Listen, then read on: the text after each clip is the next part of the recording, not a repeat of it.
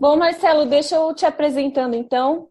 O Leandro fez medicina, a Isa fez direito, né? Mas depois virou empreendedora. O Flávio, ele fez administração de empresas, né, Flávio? E a Aline fez marketing. E é cada um de um MBA Uau, diferente. bacana. O Marcelo, ele fez bacharel em administração estratégica de empresas, né? E ele fez uma série de especializações. Então, ele fez especializações na FGV, de inteligência estratégica, MBA em gestão empresarial. E ele também fez algumas especializações fora, né? Ele fez uma especialização em gestão de planejamento na Columbia University de Nova York. Ele também fez gestão de pesquisa e desenvolvimento e estudou também em Ohio, Lean Changing in Turbulent Time, então planejamento. Isso Então mesmo. se eu falar alguma coisa errada, me corrija. Então ele tem aí uma vasta experiência, bastante especializações, já trabalhou com consultoria também, e hoje ele faz parte do nosso ele gerencia todo o RH da nossa empresa, que é a Kia. É uma empresa no ramo químico que faz insumos cosméticos para diferentes, diferentes empresas de produto acabado no ramo cosmético. Então, como a gente tinha conversado, ele fez um. A gente fez o Marcelo coordenou aí um sistema de processo seletivo bastante diferente daquilo que nós estamos habituados, que envolveu várias equipes dentro da empresa, envolveu toda uma interação dentro da empresa. Então, se você quiser explicar um pouquinho, Marcelo, antes da gente começar. Claro. Bom, gente, primeiro prazer aí com. Tô vendo minha colinha aqui. Primeiro um prazer aí estar participando aí do trabalho de vocês. Espero estar podendo colaborar aí com alguma informação, com algum conteúdo. E quando a Lei veio me procurar, justamente foi com o objetivo aí de extrair um pouco como é que foi um processo seletivo, né? Um pouco diferenciado que foi feito, então, recentemente na Kia. Esse processo seletivo foi iniciado a discussão dele em setembro do ano passado, foi preparado para, de fato, entrar em exercício em fevereiro deste ano. Então, o processo começou em janeiro de prospecção de currículo, aí quando tinha os candidatos já aprovados para participar desse exercício, fevereiro e março foi onde a gente dedicou alguns meses, aí 2 meses, para realizar na prática esse tipo de processo de recrutamento e seleção diferenciado, até então um pouco atípico, né? Logo depois veio a pandemia, né? Em março, de uma maneira mais incisiva, todo mundo foi dormir de um jeito, acordou de outro, né? Num mundo bem diferente e novo, e as mudanças praticamente precisando ser tomadas, sem muito conhecimento do que se tratava de fato essa pandemia, quais eram os requisitos, os protocolos, as medidas mais cabíveis, adequadas, enfim, várias vertentes, né? Deixando todo mundo meio, tanto pessoa física quanto jurídica, meio doido, né? De traçar uma estratégia. E, por fim, a gente criou um grupo. Então, a primeira decisão tomada foi abrir um comitê de crise, né? Aquele comitê que fica na gaveta, ninguém quer abrir, mas uma hora ou outra é super importante você saber que ele existe e, de fato, colocar ele para operar o quanto antes, pois o cenário, o mundo, a população, tudo, transporte, economia, fornecimento, as pessoas já não estão mais no padrão normal, né? Já não estão mais no normal, em modus operandi, que nem a gente fala, e aí precisa realmente de um grupo que vai saber transitar dentro deste cenário, mesmo sendo totalmente nebuloso, né? Mas saber tornar aí o dia de amanhã mais visível possível para tomar as medidas corretas hoje. Então, nós abrimos a primeira reunião, me lembro até, inclusive, foi dia 11 de março. A primeira vítima, se eu não me engano, nem havia morrido ainda no Brasil, não havia tido o primeiro óbito. Mas a gente foi enxergando o que vem acontecendo nos outros países, né? E não tinha por que achar que no Brasil ia ser diferente, ia passar imune, né? Obviamente, o exercício vai chegar, e quando chegar, vamos dividir esse problema em fases, né? A Alexandra é a prova viva do que aconteceu, mas falando depois parece engenheiro de obra pronta, né? Mas realmente a gente conseguiu aí desde o início, o que veio depois de muito tempo, a gente dividiu o problema em fase amarela, vermelha, laranja, verde, isso já tinha desde março na empresa desenhado, e a gente foi traçando como que nós íamos pilotar em cada fase, até chegar ao ponto onde nós teríamos que lacrar a empresa, e se fosse o caso, né? E como operar e proteger todos os colaboradores e a operação também, né? Porque proteger o emprego também é sustentabilidade para todo mundo, né? E foi isso que a gente fez. Então, no meio de um processo seletivo midiático, né? Que foi com a participação do Fantástico, né? E meio toda essa pandemia, a gente conseguiu aí conduzir a empresa, os colaboradores, com todas as medidas possíveis, né? Para que pudesse sobreviver. E é incrível que pareça até ter tido recorde, resultados muito positivos durante esse momento, contratando pessoas. Ao todo foram 24 temporários que a gente contratou no meio desses 3 meses, fora empresas terceiras e fora os CLTs mesmo que foram efetivos, né? E principalmente tendo o desafio de manter a empresa firme, forte, sustentável para todos os colaboradores. Então, foi uma experiência positiva aí desde então, num cenário que não era muito promissor. Então foi isso, foi essa trajetória da Kia durante esses meses. Legal, Marcelo. Bom, em nome de todo o time, eu sei que a Alexandra já deu essa introdução, mas eu gostaria de reforçar mais uma vez, né, o nosso agradecimento pela sua disponibilidade.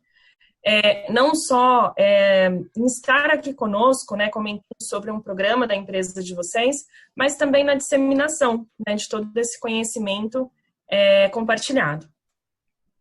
Eu estou também aqui com o nosso roteiro e eu gostaria de começar a fazer algumas perguntas para você. Flávio também, na sequência, fará algumas. E aí você nos trouxe essa questão de que esse processo seletivo, né, especificamente esse do início do ano, ele foi um processo seletivo midiático.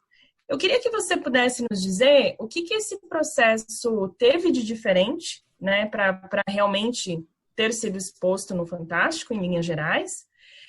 E também, nesse sentido, após essa diferença, a gente gostaria de entender, diante do fato de que, atualmente, né, as empresas tratam as pessoas, consideram as pessoas e a opinião delas muito, né, em diferentes frentes nas organizações, a gente queria entender, dentro desse processo, o que motivou realmente a Kia a pensar fora da caixa e trazer, né, uma nova metodologia no processo seletivo de contratação.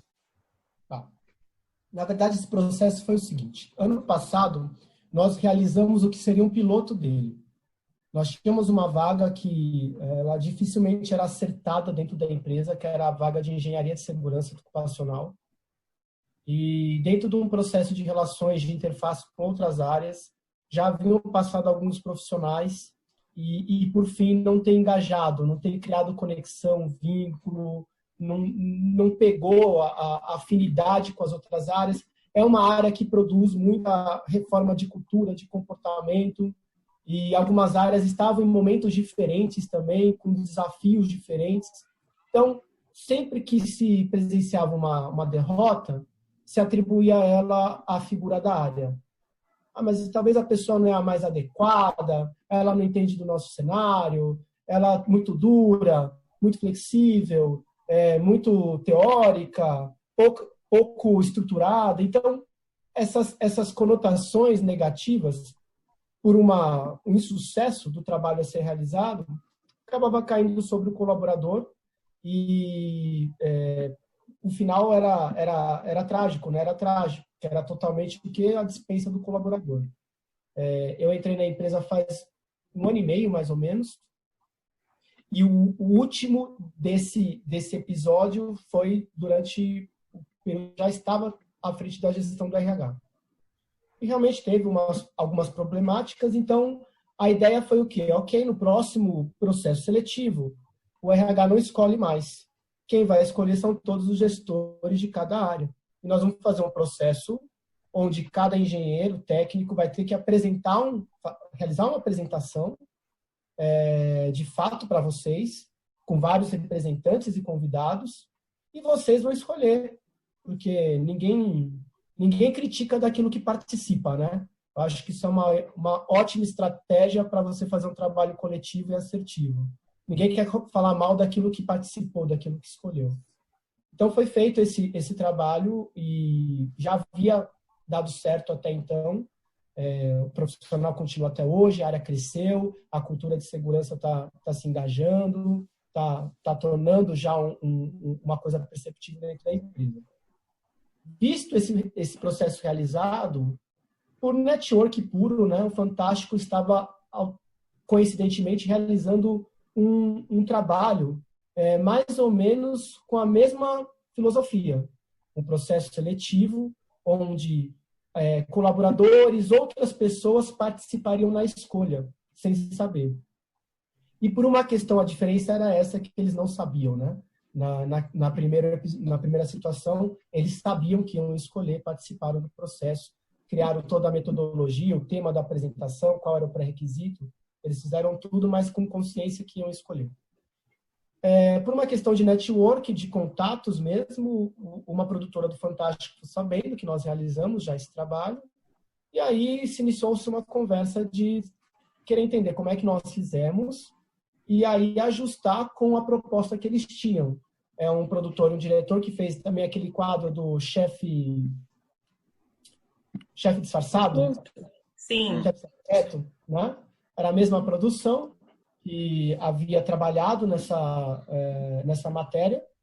E aí, em conversa com eles viram nosso processo, nosso exercício, fizemos o ajuste que eles estavam propondo, e aí realizamos então o trabalho, né, dentro de uma vaga bem técnica também, de engenharia química, uma pessoa responsável nós estávamos procurando uma pessoa à frente do processo de controle de qualidade e de engenharia de processos também, que também era uma vaga que demandava muita interface com várias outras áreas, né, com P&D, com produção, com qualidade, enfim, com compras, com cliente.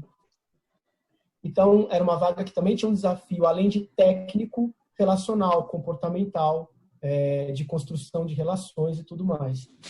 Aí nós moldamos alguns parâmetros que eles pediram para se encaixar na proposta do quadro deles, e aí fomos selecionados, então, e fizemos esse trabalho. Primeiramente, veio um consultor deles para desenhar a vaga, que era super importante também, né? E aí fazer a prospecção dos representantes, dos candidatos, que tivessem bem o perfil técnico, principalmente, primário, né? Para participar desse processo. E ser um processo midiático, os candidatos também tinham que estar a favor, né? Porque eles iam passar por um processo totalmente global, onde tanto o sucesso quanto a reprovação ia ficar visível para todo o público que assistisse, né?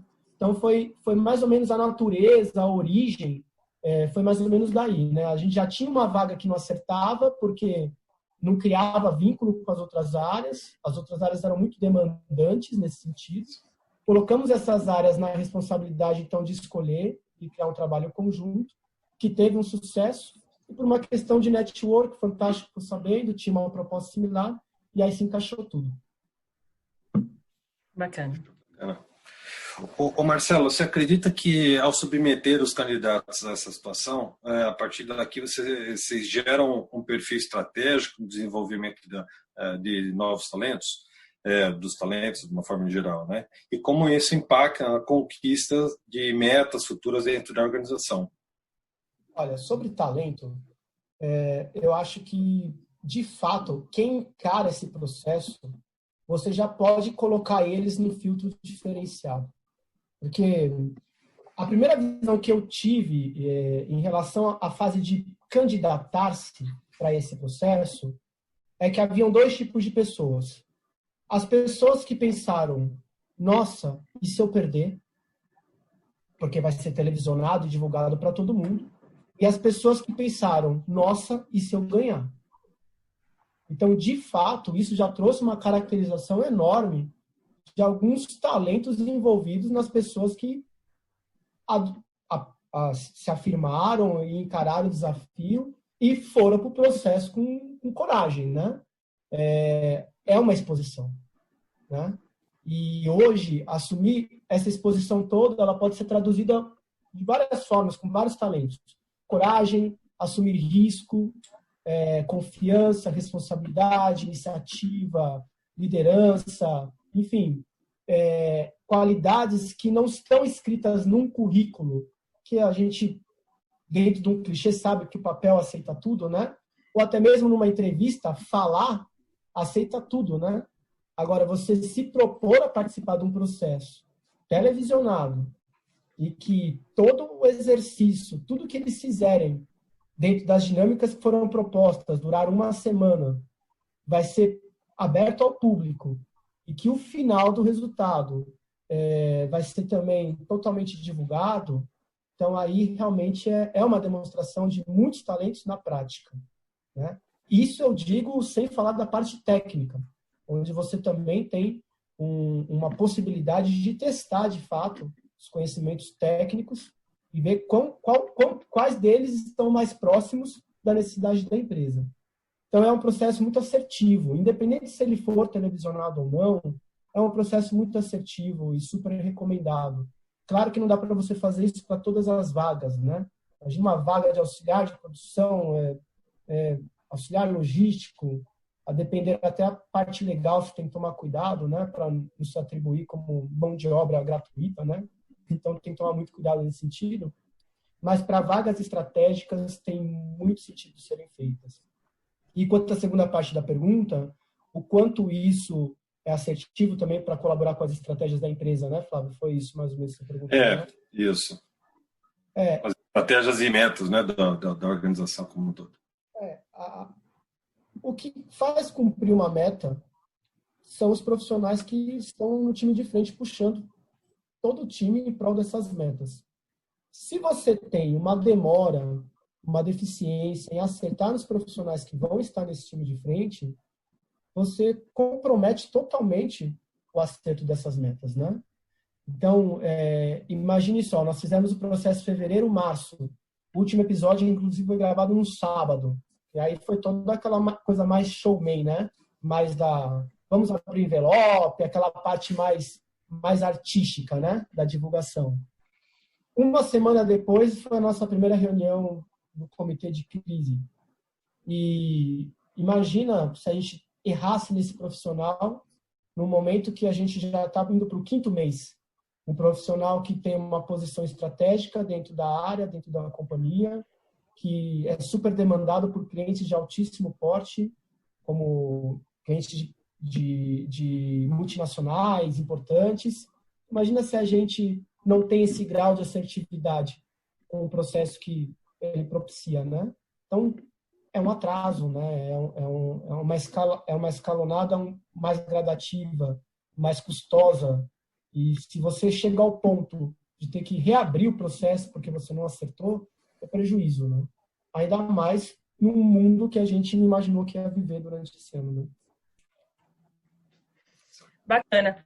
Marcelo, como você mesmo comentou, um processo tão inovador, né, quanto esse, principalmente em meio, né, a um momento tão inesperado, né, mundialmente falando, exigiu de todos os candidatos realmente que eles, né, mostrassem, principalmente pela questão de ser um processo seletivo público e televisionado, mostrassem realmente que estavam dispostos, e isso exigiu muito mais do que o currículo técnico desses candidatos, né? Tivemos aí que contar, né, realmente com pessoas muito diferenciadas em hard soft skills. Mas também tem o lado da organização. Nós imaginamos que um processo seletivo como esse, né, tenha demandado internamente muita organização de informação, muita conversa com as equipes, né, para receber esses candidatos que não estavam ainda aculturados, né, com a filosofia, valores, visão da companhia e queriam precisar, né, além de tudo, participar das dinâmicas, né, desse processo seletivo e acomodar, realmente recepcionar esses candidatos durante esses 2 meses de execução do processo seletivo. Qual foi a visão, né, da liderança em relação a essa forma de contratação e em relação a essa proposta inovadora de seleção? Bom, a priori, há um pouco de êxtase, né? De animação, de euforia, um participado fantástico, vão aparecer na televisão, toda aquela parte que, querendo ou não, o pessoal acaba se animando, né? É normal. Mas depois é um pouco do peso da responsabilidade, né? Nós vamos aparecer no Fantástico, nós vamos aparecer na televisão, como é que nós vamos fazer e lidar com isso?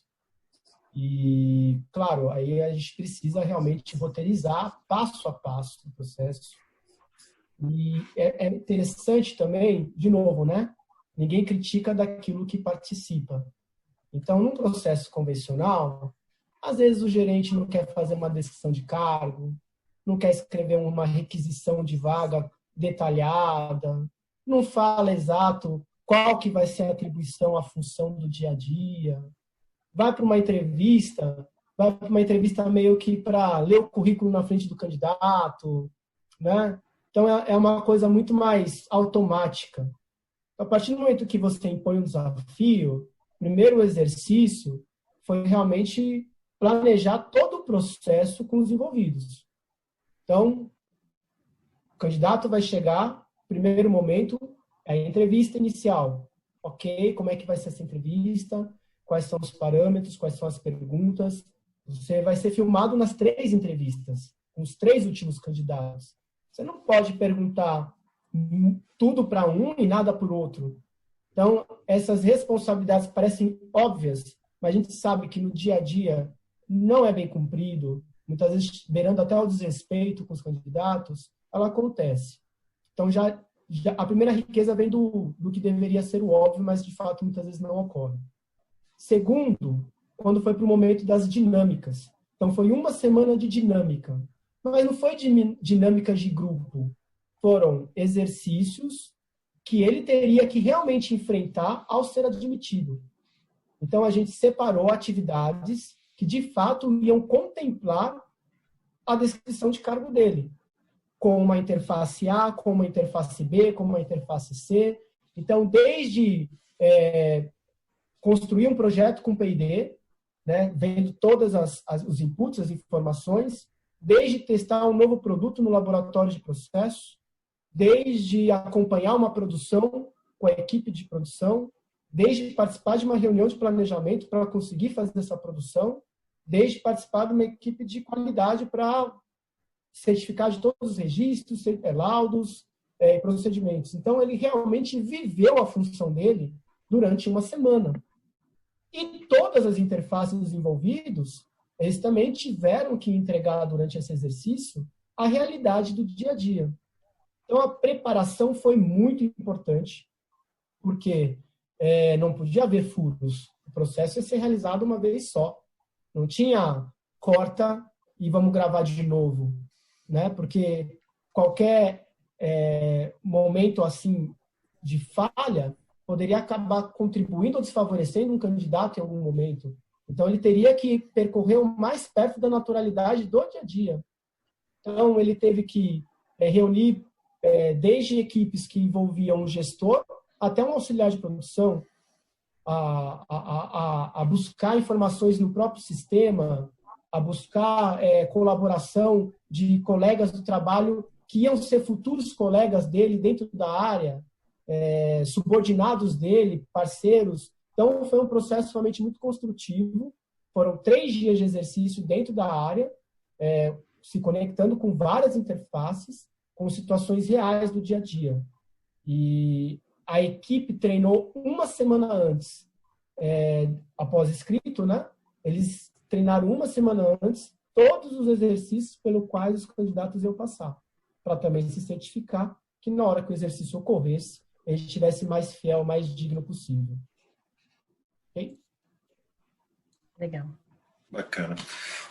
Marcelo, e após essa etapa, você acredita que o colaborador que entrou, né, passou por todo esse processo, ele é mais produtivo, ele permitiu uma maior integração com a equipe?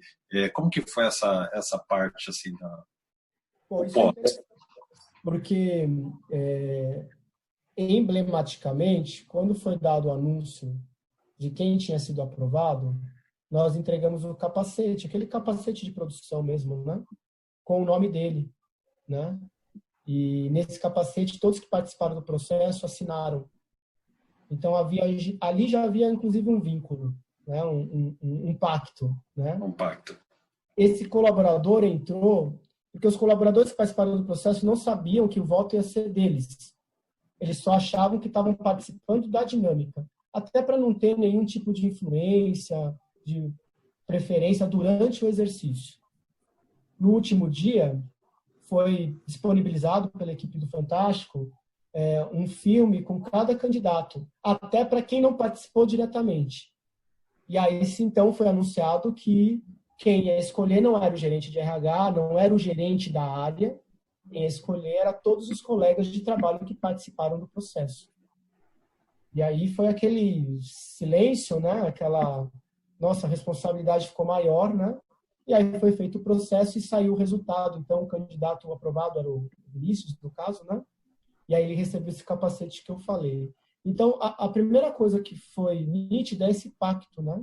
O próprio colaborador escolhido, o candidato aprovado, ele veio com o sentimento de a minha equipe, os colegas me escolheram. Né? Então, a dedicação dele para a equipe, para os colegas, o compromisso já foi diferente. E, do outro lado, a própria equipe, os colegas, as relações, também receberam como nós escolhemos. Nós não podemos ter escolhido errado, então vamos nos ajudar. Né? Porque o processo foi justamente falar, aqui nesse processo de recrutamento e seleção, quem escolhe é quem trabalha junto. Então não é o RH, não é o gerente, são vocês. Então houve ali uma sinergia, né? Apesar da palavra ser muito clichêzona, mas de fato foi a sinergia do candidato entendendo que ele foi aceito pela equipe e precisava retribuir, e da equipe entendendo que foram eles que escolheram e eles precisavam fazer dar certo. Então, em questão de um mês, a gente brinca que o Vinícius parece que tem 1 ano de casa. É claro que tem caminhos ainda que ele está descobrindo, que ele está aprendendo, mas o Fantástico voltou, acho que faz umas 2 semanas, né, Lê? Mais ou menos, que eles estavam gravando, para trazer o retorno, né? Para descobrir como que foi esse processo, ainda mais durante a pandemia, né?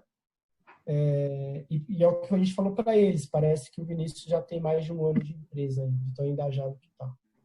Poxa, que bacana. Legal. A gente consegue observar que, de fato, né, o processo seletivo ele foi disruptivo e inovador em todos os momentos, né? E do ponto de vista da liderança, Marcelo, o que eles acharam, né, da escolha, não só por não ter sido feita por eles, né, mas da escolha do candidato em questão, Vinícius? A liderança teve um trabalho à parte, né? Querendo ou não, fica aquela perguntinha, né? Tudo que é bonito e novo tem um lado também do bastidor, né? Fica a pergunta de e se a moda pega e a gente não escolhe mais nada, né? E se a moda pega e escolhe o candidato errado? Porque durante esse processo foram 3 candidatos e uma era uma menina, mas de uma simpatia enorme, de um carisma enorme com a equipe, de uma doçura muito grande de falar, de se relacionar com a equipe. Porém, era nítido que ela não tinha o aporte técnico durante os exercícios para desenvolver as atividades. Ela chegou a passar, mas na hora da vivência, por isso, olha como é importante, ela passou por toda uma pré-seleção, uma análise de experiência, uma análise de currículo, uma entrevista, para chegar nesses últimos 3, mas na hora de realizar o serviço, o trabalho, as atividades, foi nítido que ela estava encontrando dificuldades. E ainda mais pela forma toda midiática, como a gente já falou, com câmera, com gente gravando, com microfone, com lapela, enfim. Então, houve um receio da liderança de, e se eles escolherem ela? Porque ela era, de fato, conquistadora, sabe? Ela tinha um carisma muito forte. E à medida que foram feitas as entrevistas finais, depois que o Vinícius foi escolhido, você percebeu o tamanho da responsabilidade do time. Todos avaliaram que ela é extremamente simpática, doce, carismática, mas todos avaliaram que ela ia sofrer dentro do ambiente, por não ter um aporte técnico, e a equipe ia sofrer por não receber alguém que estava cumprindo com as adequações. Então, isso ficou uma lição para a liderança também, que não é só o líder que sabe, não é só o líder que consegue escolher, não é só o líder que tem a visão sistêmica das coisas, essa visão que o líder pode se desvestir cada vez mais da roupa de líder e assumir um papel mais de facilitador, mas trazendo um pouquinho mais de protagonismo para a equipe, né? Então, isso foi um aprendizado muito, muito legal, mas que teve que ser trabalhado também. A gente tinha um receio de, e se não der certo, o líder vai falar, tá vendo, não funciona, e vai por água abaixo todo um trabalho. Então, eles foram preparados também para apoiarem, inclusive, no processo de aprendizagem da equipe, naquilo que eles tinham que se corrigir, se desenvolver, né? Mas é super importante também fazer esse trabalho com a liderança, porque a gente sabe que é um campo que pode ter vaidade, que pode ter protecionismo, que pode achar, não é legal, é muita responsabilidade, é besteira, mas, de fato, aqui está de parabéns nesse sentido, porque os líderes estão muito abertos lá para... Tanto é que muitas empresas sofreram enorme aí para se adaptar durante a pandemia, né? E o que a gente teve de facilidade de implementar todas as coisas flexíveis, home office, trabalho à distância, remoto, rodízio, porque a liderança foi bem aberta em relação a esse tipo de coisa. Mas tem que se olhar assim, é preocupante que eles não sabotem ou que não torçam contra. Certo. E assim, o resultado final, você acredita que tanto para o candidato, né, para os próprios funcionários, para a alta gestão, foi positivo? Você acha que foi bem? Foi. Eu acho que para a liderança mostrou-se o que é um processo de recrutamento e seleção levado a sério, que não é uma crítica à Kia ou aos líderes da Kia, é uma realidade no mundo. A gente percebe que os processos seletivos exigem tanto por uma avaliação tão superficial, né? São tantos pré-requisitos que o candidato sangra para atender e quando entra no processo uma avaliação totalmente superficial, né? Muitas vezes sem devolutivo, inclusive. Então, foi super produtivo para os líderes entenderem o tamanho dessa responsabilidade do processo. Foi super produtivo porque nós daqui estamos trabalhando muito visando um RH do futuro, um RH onde não é o RH só que é o RH. Cada gestor tem que ter o seu departamento de recursos humanos dentro da área. E para isso ele precisa saber fazer gestão de pessoas, precisa saber de todos os subsistemas de RH, não só recrutamento e seleção, trilha de desenvolvimento, mapeamento de competência, e tudo começa no processo de recrutamento e seleção bem feito, né? Então foi super positivo para a liderança e para a equipe foi meio que imensurável, porque você trazer para eles um sentimento que eles participam, que eles escolhem, que eles opinam, que eles decidem, de fato, no corpo de trabalho, uma motivação, um reconhecimento muito, muito forte. E isso foi perceptível pelas redes sociais, você acaba percebendo, eles postando fotos de ter participado com orgulho do processo, muita gente perguntando quando que vai passar, já era para ter passado em abril, se não fosse a pandemia, né? Então você viu toda aquela expectativa deles de, poxa, quero mostrar para meus amigos, quero mostrar em casa, quero mostrar para a família, tudo por ter participado do processo como protagonista. né, onde eles foram entrevistados no final, deram opinião, por que eles escolheram e por que eles acharam que A era melhor que B, enfim, então trouxe uma motivação na prática também, esse sentimento de pertencimento que é tão falado hoje, né? Foi uma vivência, um exercício, uma experiência bem legal. Claro, tem que ser somado a outras coisas, né? Mas foi legal. Marcelo, você comentou aqui durante a nossa entrevista sobre respeito aos candidatos, e esse tema chama atenção, né, num processo que respeita, né, sobretudo essa diversidade e se preocupa com a inclusão. Os candidatos que não foram aprovados, eles receberam algum tipo de feedback, comunicando sobre a decisão do time e como eles reagiram? Esse feedback, confesso para vocês, foi até um pouco doloroso, porque ele também teve que ser midiático, ele também teve que ser gravado, filmado, e fazia parte do processo, eles sabiam disso, né? Quando se proporam. Mas, independente disso, de fato, receberiam essa devolutiva, justamente porque a gente tem uma área hoje só dedicada para isso, para fazer certo o início, meio e fim do processo. Mas, no caso específico dos candidatos que não passaram nesse exercício, aí, essa experiência do Fantástico, foi feito um trabalho de mostrar para eles, por eles mesmos, né? Com perguntas meio que questionando, primeiramente, aonde que eles acham que eles deixaram de se sobressair durante o processo. Então, por exemplo, um deles, o Carlos, ele mesmo reconheceu que durante o processo ele foi um pouco duro. Porque durante o processo, obviamente, a gente criava situações de pressão real. Então, olha, tem uma ordem de produção que agora você tem que fazer acontecer. E a gente criava uma situação onde um funcionário ficava um pouco desatento na hora, ou o outro ia lá e tirava ele do foco, a pessoa com quem ele estava trabalhando do foco toda hora para falar sobre outra coisa. Coisas que acontecem no dia a dia, justamente para você possibilitar como é que você reage, né? Você tem a missão, você tem a atividade, mas você também tem o que acontece no dia a dia, né? Que é um pouco intangível a você pré-determinar, mas a gente tentou simular para realmente expor com bastante assertividade como cada um se comporta.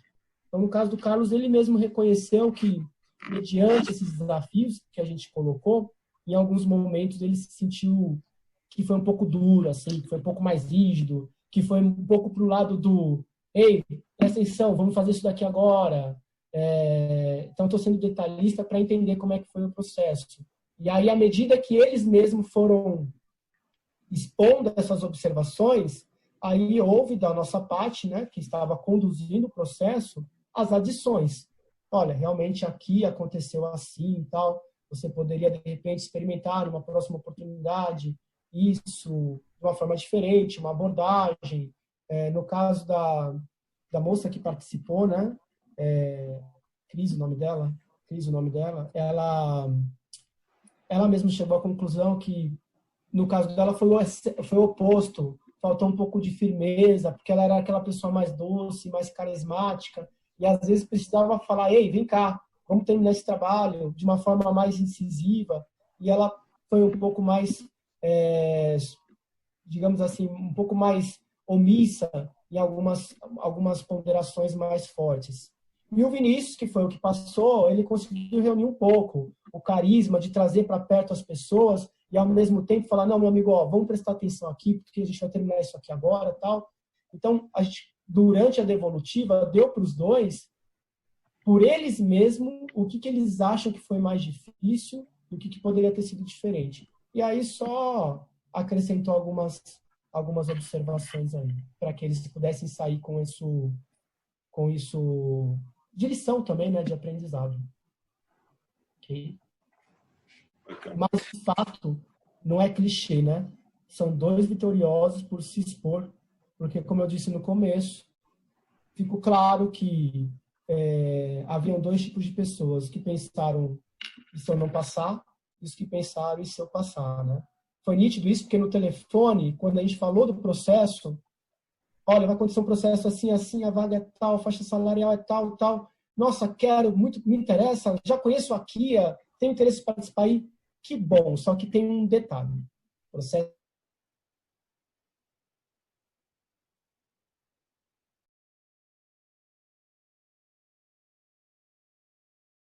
Alô?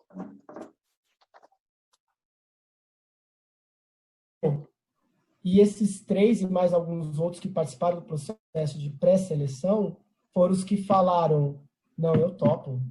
Nem pediram para pensar. Falaram, não, eu vou encarar, eu quero. Marcelo, houve candidato interno também que passou pelo processo, que poderia ser uma... Nesse caso, não. Por quê? Justamente para a gente não ocasionar nenhum tipo de sentimento de favoritismo, de preferência, até porque, lembrando que no final quem eu escolhi eram as pessoas, né, os colaboradores. Então, nesse caso, a gente trouxe 3 figuras neutras do mercado, onde eles iam realmente... Até porque uma pessoa interna poderia saber o caminho das pedras, né, de alguma forma durante o processo. E por isso, nesse caso, não. Foi neutro. A gente tem visto, Marcelo, muitas empresas incentivando processo de contratação de diversidade e equidade em todos os níveis, né, da companhia. Além da conscientização diária, você acredita que processos seletivos de gamificação entre os vários setores ajuda a promover a aceitação da diversidade? E se esse processo seria indicado para incentivar esse tipo de contratação, estímulo à diversidade? Eu acho que diversidade vem um pouquinho antes. A diversidade você tem que já ter uma política do que você realmente entende como diversidade. Não dá para... Eu sou super apoiador, nós temos um grupo lá de embaixadores da diversidade que nós começamos também recentemente. Não dá para a empresa, de uma hora para o outro, colocar toda a população dentro da empresa, porque ela precisa se aprender, ela precisa se alfabetizar nesse tema, nesse sentido. E ela precisa também de planejamento, de escolher quais são as frentes de trabalho que ela vai iniciar esse trabalho para produzir diversidade dentro da empresa, para que aí ela prepare condições não só estruturais, que são de menos, mas um corpo de liderança preparado, né, e uma equipe de colaboradores preparado também para isso. Eu sou da opinião que as empresas que cumprem cota, elas não estão trabalhando para diversidade alguma. Diversidade é você abrir um processo e, independente de qual for a vaga, ela está aberta para qualquer público. E não ser uma questão de cota, onde geralmente são candidatos que, quando as empresas só querem por esse objetivo, colocam em posições mais, digamos assim, inferiorizadas, isoladas, sem plano de desenvolvimento algum. Então, esse processo, eu acho que ele pode ajudar, porém, para a diversidade, o mais importante é, antes, o que a empresa entende, qual é o cenário da empresa de diversidade, uma autoavaliação, né? Existe metodologia para isso, inclusive, e quais são os meus drives, quais os meus objetivos ano a ano para crescer nesse assunto. Então, por exemplo, a Kia, ela tem 4 frentes de trabalho de diversidade esse ano. 60 a mais, que são pessoas de terceira idade, que também é diversidade. Portadores de necessidades físicas, que também é um grupo de diversidade. São 5 grupos, desculpa. Mulheres, que também é uma voz muito forte que a gente tem trabalhado. Negros, racial, seja o que for, pode ser estrangeiro também. E LGBT. São os 5. Quando você tem uma política, você vai determinar que em todo o processo, você só vai para a fase final se você tiver representante deles. Aí você diz assim, nossa, mas como que você garante isso? Bom, se você não tem um compromisso, você não tem o trabalho. Então, tem empresas, tem agências específicas para com banco de dados e talentos altíssimos, com pessoas de portadores de deficiências físicas, tem agências exclusivas para público LGBT. Então, quando você tem um compromisso, de fato, aí você determina que o processo de seleção só termina se tiver um grupo de diversidades aí de meio a meio. Talvez você não vai ter todos os personagens, mas você vai ter uma classe pelo menos 60% representada, e não aquele grupo homogêneo, estereotipado e assim por diante. E aí o processo, seja midiático ou não, de fato, ele vai conduzir outras coisas. Vai conduzir justamente esse aporte técnico, performance, desempenho, comportamento. Mas tanto que a Lê, sabe, nesse processo foi uma mulher negra, o Vinícius e um outro rapaz. Então já chegou um grupo um pouco diverso, né? Mas se você não tiver essa política antes, no final do processo sempre vai ter mais do mesmo. Tá? Então acho que diversidade é um trabalho um pouco anterior, que você tem que se autodiagnosticar, entender qual é o cenário atual da empresa, e aí abrir os compromissos. Bom, eu vou trabalhar esse grupo, esse. Quais são as políticas de diversidade em recrutamento e seleção, em remuneração? Né? Por que mulher está ganhando menos do que o homem que está fazendo a mesma coisa? Então, são várias frentes de trabalho anteriores a essa que são importantes ser vistas também, ser avaliadas. Não sei se eu respondi muito bem essa. Respondeu super bem. E respondeu, inclusive, até as duas próximas questões que tínhamos. Então, eu queria fechar aqui, Marcelo, com essa questão da diversidade. A gente entende, né, que, inclusive, é o tema aqui também que nós estamos desenvolvendo e discutindo, a gente entende que as empresas estão cada vez mais, né, se preocupando, ou pelo menos olhando, né, para essa questão de implantação desses programas, né, internamente. E isso para a sociedade, né, é muito positivo, porque gera realmente, né, maiores condições iguais ou igualitárias para todos. Na sua visão, esses programas de diversidade e de inclusão que estão sendo implantados, né, para as empresas, como que isso pode também refletir em resultado? Bom, eu não acho que a gente ainda está no nível mais exemplar de discussão de diversidade de fato. Né? Então, eu vejo muito trabalhos positivos, de bastante iniciativa, sim, mas ainda vejo um pouco de preocupação mais com uma imagem até um pouco marqueteira, inclusive, em relação a esse assunto. Porque quando a gente fala de diversidade, é justamente você pegar uma folha salarial e garantir que a mulher ganha mesmo que o homem, pela mesma função que realiza. Você garantir que no processo de seleção vai ter um negro com uma vaga de gestão. Você não vai fechar o processo se você não tiver um negro com uma vaga de gestão. Falo negro porque é um